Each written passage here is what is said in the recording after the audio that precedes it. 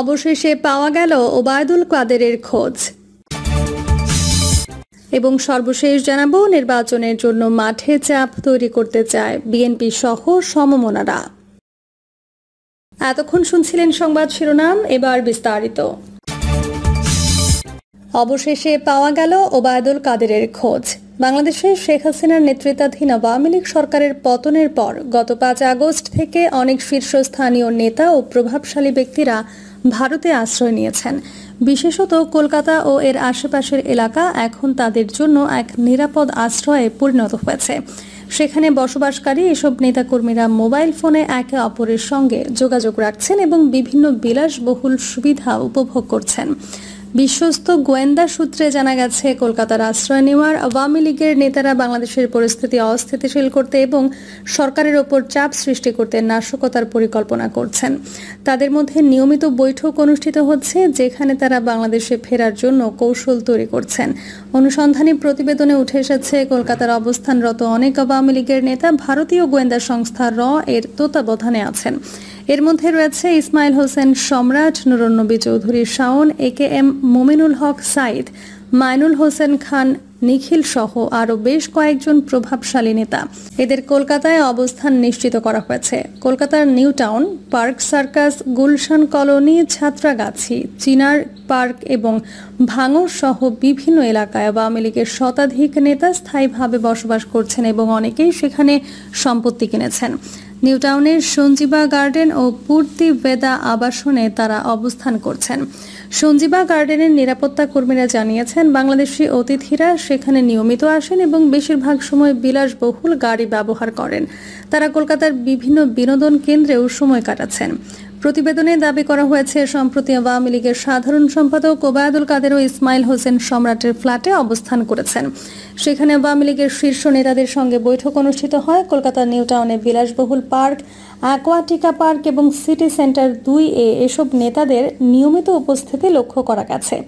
স্থানীয়রা জানান, তারা প্রায়ই এসব পার্কে ঘুরে বেড়ান এবং দামি কফি হাউসে আড্ডা দেন। গোয়েন্দা তথ্য অনুযায়ী, কলকাতায় আশ্রয় নেওয়া নেতারা বাংলাদেশে নাশকতা চালানোর পরিকল্পনা করছেন এবং সরকারের ওপর চাপ সৃষ্টি করতে চান।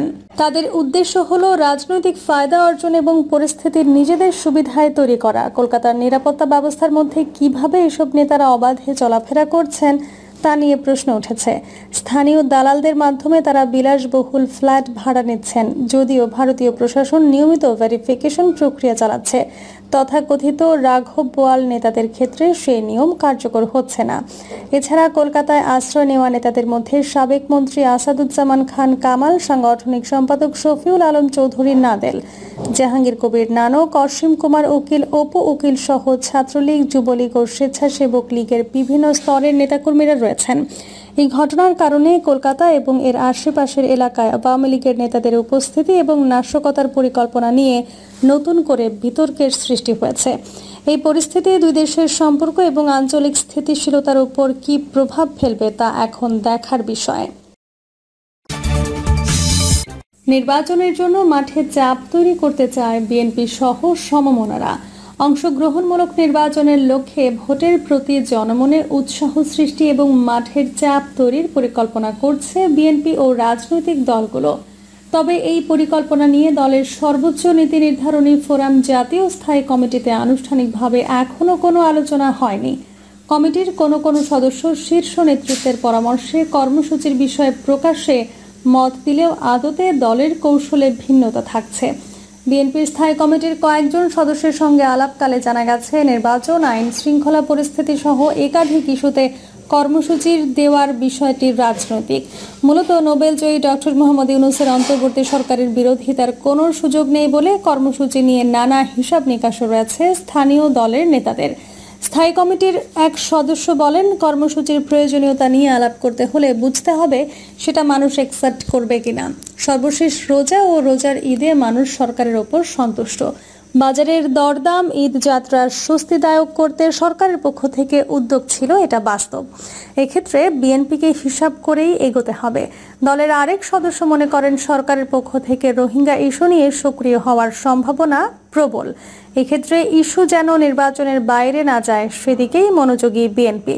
কোনোভাবেই যেন নির্বাচনের পথ থেকে সরকারের মূল মনোযোগ না সরে সেটিকে খেয়াল করছে বিএনপি। ইতিমধ্যে লন্ডনে ঈদের দিন রাতে ভার্চুয়ালি সিনিয়র নেতাদের সঙ্গে শুভেচ্ছা বিনিময়ে দলের চেয়ারপারসন খালেদা জিয়া ঐক্যবদ্ধ থাকার নির্দেশনা দেন। আপনারা অনেক কষ্ট করেছেন, গণতন্ত্রের স্বার্থে আরও ঐক্যবদ্ধ হওয়ার পরামর্শ দেন সাবেক প্রধানমন্ত্রী। তিনি সেদিন বলেন, আগামীতে গণতন্ত্র প্রতিষ্ঠায় সবাইকে ঐক্যবদ্ধ থাকতে হবে, একে অপরকে সহযোগিতা করতে হবে, সবাই মিলে ভোটের অধিকার প্রতিষ্ঠা করতে হবে।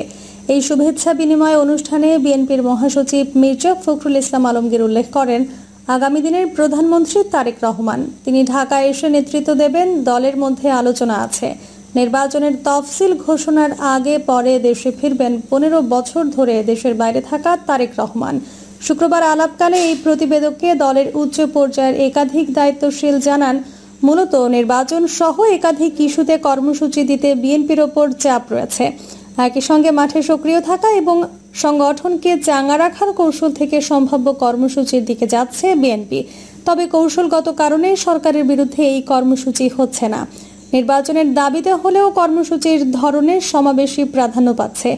একই সঙ্গে সমমনা দলগুলোকেও নির্বাচনের দাবিতে সক্রিয় হওয়ার পরামর্শ দিচ্ছে বিএনপি। দলের একজন প্রভাবশালী দায়িত্বশীল বলেন, বিএনপির প্রতিপক্ষ অনেক, সরকারের ভেতরেও একটি পক্ষ রয়েছে, বাইরে জামায়াত সহ বিভিন্ন শক্তি রয়েছে, অদৃশ্যভাবে সাবেক ক্ষমতাসীন দল আওয়ামী লীগও রয়েছে। নির্বাচনের বিরুদ্ধে আভাস আসছে, কর্মসূচিতে গেলে কাউন্টার কর্মসূচি হলে বিচ্ছিরি হবে বলেন তিনি। স্থায়ী কমিটির এক সদস্য বলেন, ডক্টর ইউনূস যেভাবে ভারতের সঙ্গে ডিল করছেন তাতে দেশের অভ্যন্তরে মানুষের মধ্যে ইতিবাচক অবস্থান শক্ত হচ্ছে, ফলে সরকারের কাছে কোনো দাবি আদায়ে কর্মসূচির বিষয়ে সতর্ক থাকতে হবে।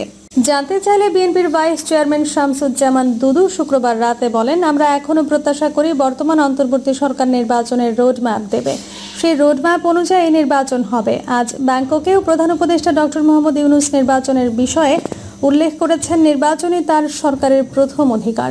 সবচেয়ে বড় কথা, কোনো সরকারের লিমিটেশন যাই থাকুক, তারা কিন্তু বলেছেন ডিসেম্বর থেকে নির্বাচনের সম্ভাবনার কথা, ফলে সেই সময় পর্যন্ত অপেক্ষা করতে হবে।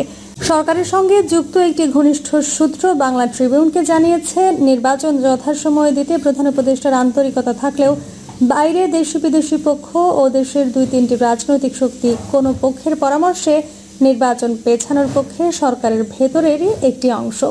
সেক্ষেত্রে বিএনপিকে এই বিষয়টিও গুরুত্বের সঙ্গে মোকাবেলা করতে হচ্ছে।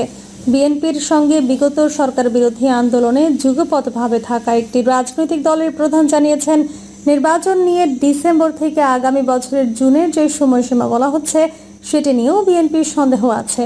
এ কারণে ইতিমধ্যে বিএনপির শীর্ষ নেতারা যুগপথে যুক্ত দলগুলোর সঙ্গেও নির্বাচন নিয়ে মাঠের চাপ তৈরি করতে কর্মসূচি দিতে প্রয়োজনীয়তা নিয়ে কথা বলেছেন। গণতন্ত্র মঞ্চের একজন অন্যতম নেতা বলেন, নির্বাচনের জন্য মাঠের চাপ সৃষ্টি করতে হবে, বিএনপিও চায় সেদিকে যেতে। বিএনপিও অস্পষ্ট রয়েছে, নির্বাচন আসলে কবে নাগাদ হতে পারে, এমনকি সরকার নির্বাচন এবছর না দিয়ে বিলম্ব করবে এমন সন্দেহ খোদ বিএনপির উচ্চ পর্যায়ে রয়েছে। সেই চিন্তা থেকে এই কর্মসূচির চিন্তা ভাবনা শুরু হয়েছে।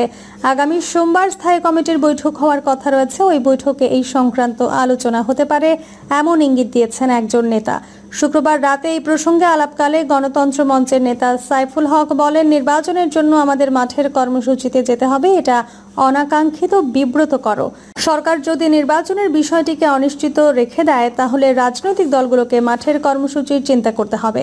মাঠের কর্মসূচি ছাড়া গোটা ভোট যথাসময়ে নির্বাচন আদায় হবে এমন লক্ষণ দেখা যাচ্ছে না। ব্যাপারটি নিঃসন্দেহে অনাকাঙ্ক্ষিত। বিপ্লবী ওয়ার্কার্স পার্টির সাধারণ সম্পাদক সাইফুল হক আশা করেন, নির্বাচনের জন্য মাঠের কর্মসূচিতে যাওয়ার দরকার হবে না। তিনি মনে করেন সরকারের শুভ বুদ্ধির উদয় হবে। সরকার এই বিষয়টি বিবেচনা করে রাজনৈতিক দলগুলোকে আশ্বস্ত করবেন, নির্বাচনের সমন্বিত কর্মসূচি প্রকাশ করবেন। নির্বাচনের জন্য কর্মসূচিতে গেলে কাউন্টার কর্মসূচির আশঙ্কা রয়েছে বলে মনে করেন কোনো নেতা।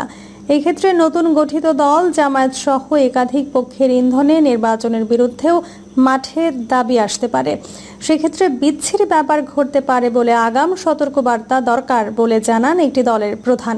জানতে চাইলে আমার বাংলাদেশ পার্টির চেয়ারম্যান মুজিবুর রহমান মঞ্জু বলেন, সংস্কার, বিচার ও নির্বাচনের ব্যাপারে এবি পার্টির অবস্থান শুরু থেকেই খুব স্পষ্ট। আমরা বিশ্বাস করি এই তিনটি কাজ অন্তর্বর্তীকালীন সরকার চলতি বছরের ডিসেম্বর থেকে পরবর্তী 2 থেকে 3 মাসের মধ্যে শেষ করতে পারবে। সরকার নিজেও এই ব্যাপারে বলেছে ডিসেম্বর থেকে জুনের মধ্যে তারা নির্বাচন আয়োজন করতে প্রস্তুত। তাহলে আন্দোলন করে নির্বাচন আদায় করার কোনো যৌক্তিক কারণ আছে বলে আমি মনে করি না, বরং এতে ভুল বোঝাবুঝি এবং দ্বন্দ্ব তৈরি হতে পারে মনে করেন এবি পার্টির শীর্ষ নেতা। তিনি উল্লেখ করেন, অন্য একটি পক্ষ যদি এই মুহূর্তে নির্বাচন নয় এরকম পাল্টা আন্দোলনের ডাক দেয় তখন পরিস্থিতি অযথা জটিল হয়ে পড়তে পারে। প্রিয় দর্শক, এই ছিল এখনকার সর্বশেষ সংবাদ। আপডেট সব সংবাদ পেতে চ্যানেলটি সাবস্ক্রাইব করে বেল আইকনটি ক্লিক করে রাখুন।